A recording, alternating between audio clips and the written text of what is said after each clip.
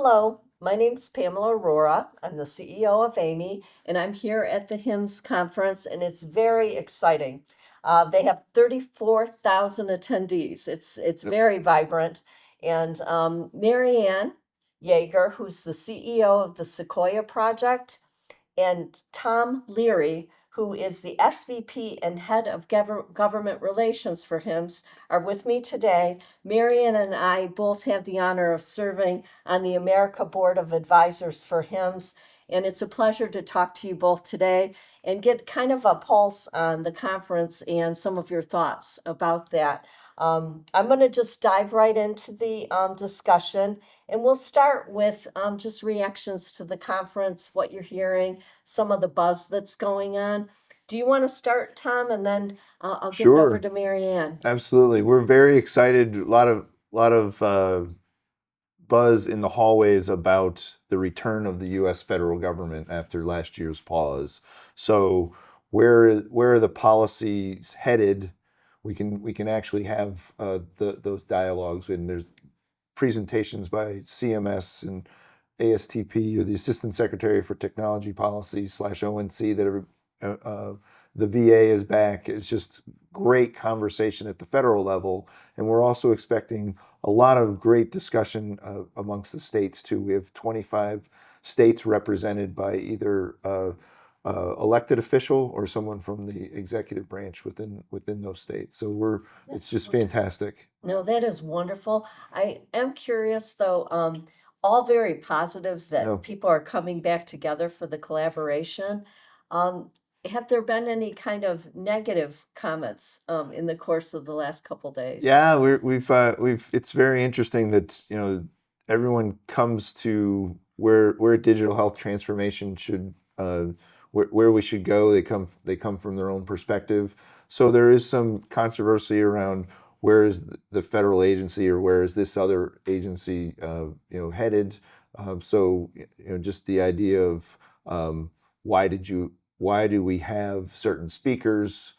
And really, for us, we are a gathering place for that public discourse, and that's what's so important, is to make sure that we challenge each other so that we can have better outcomes, because ultimately it's patient outcomes, and all of the pieces and parts of what that is. Oh, Absolutely. I agree. And certainly HIMSS stands for that. And Amy, too, we believe in being a neutral convener because so much comes out of the dialogues of making a stronger solution. Yeah. I appreciate that. Mariann, you've even had like an interoperability a session yesterday. Yes. There'll be a reception later this evening. What are some of your reactions from the events? Well, one, it's as always, HIMSS, as you mentioned, is so vibrant, and it's just incredible to see so many familiar faces and just catch up in person.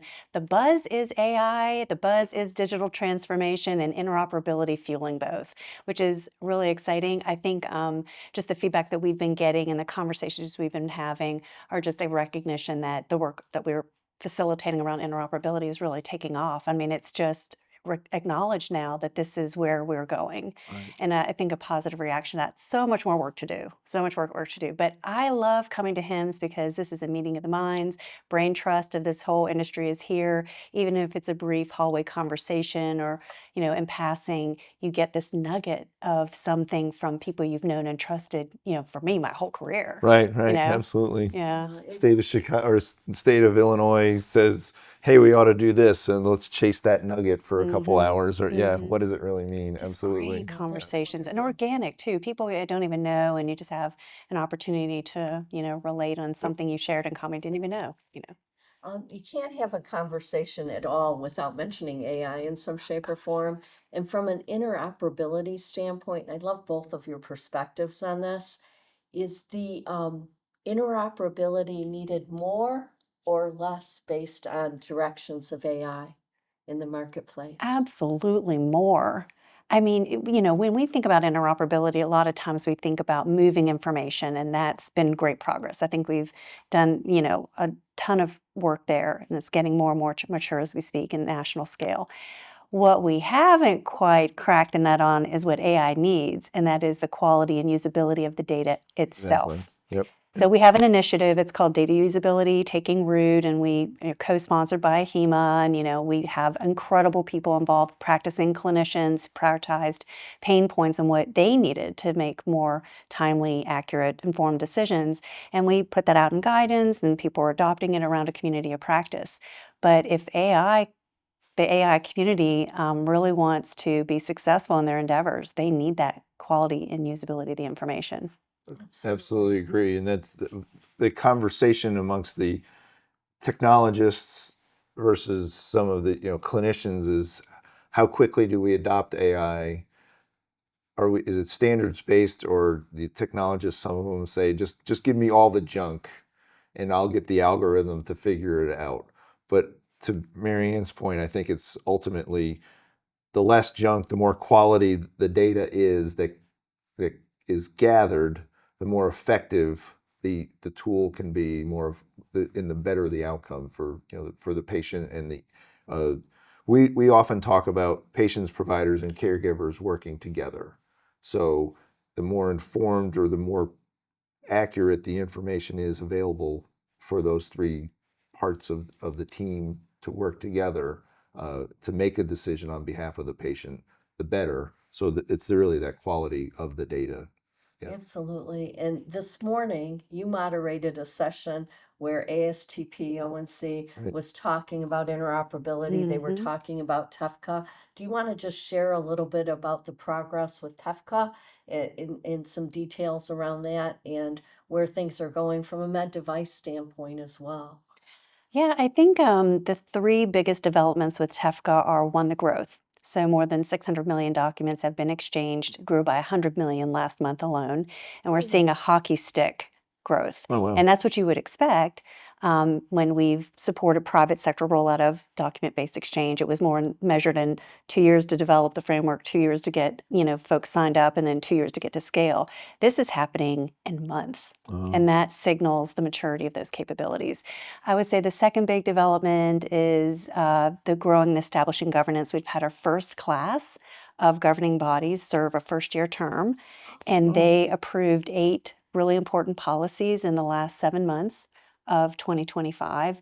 Super engaged. These are providers, HIEs, public health and others, and among the QHINs as well. And that is really exciting.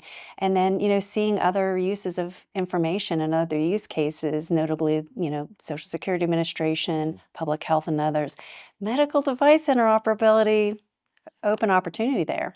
Yeah, that's welcome news to us that it's recognized because there's so much data that with AI it can be leveraged. It's an exciting time and it's wonderful to ride on the progress to date. But as you're pointing out, Mariann, there's so much more work to be done in that vein. Absolutely. And Amy wants to partner with HIMSS and with Sequoia Project to help pull that together. So it's Absolutely. exciting We'd stuff. love that. Absolutely. Yeah, but good session this morning, moderating it. Well, it's always nice when one, the government's back, and then two, when you have a very clear message from the assistant secretary that we're all in on TEFCA. Let's any naysayers or any uncertainty, we're all in. We want to keep moving forward. In fact, he referenced the number of documents exchanged in the last. He used a couple of windows. Yeah, so he was very excited, and because the first year of the administration, there was this buzz amongst the community that where are they headed? What's how much are they going to adhere to the 21st Century Cures Act? And that has impact on care delivery, medical device development, standards development, and for the government to be very clear, and for our great friend to be leading the charge, I'm very hopeful for the future. Yeah. With Mariann and the Sequoia project, they're taking that action with the ASTP and making sure that that all comes together from a TEFCA standpoint, and it's so exciting. But lots of opportunity for Amy to partner with both HIMSS and Absolutely. Sequoia project for Absolutely. sure.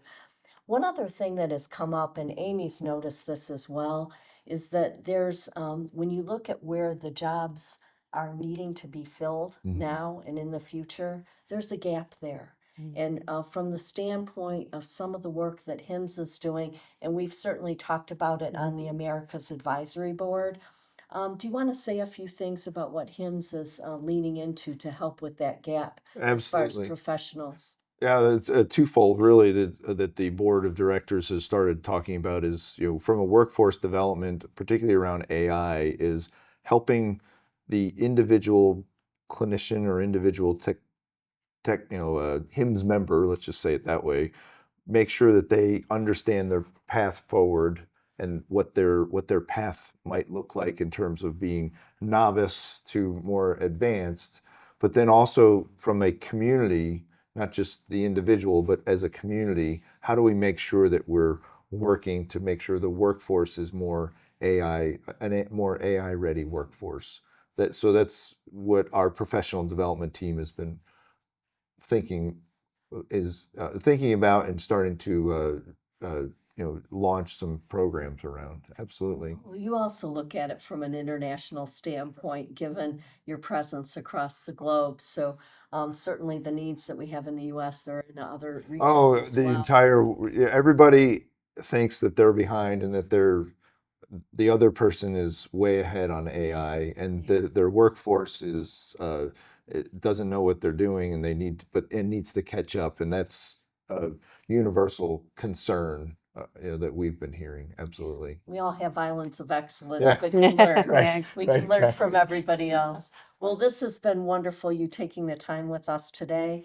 And I look forward to the rest of the conference, but thank you for all that you both do and for your organizations. It's very much needed. Thank you. This is a great partnership. Yeah, Thank absolutely. you Thank very you so much. much. Thank you.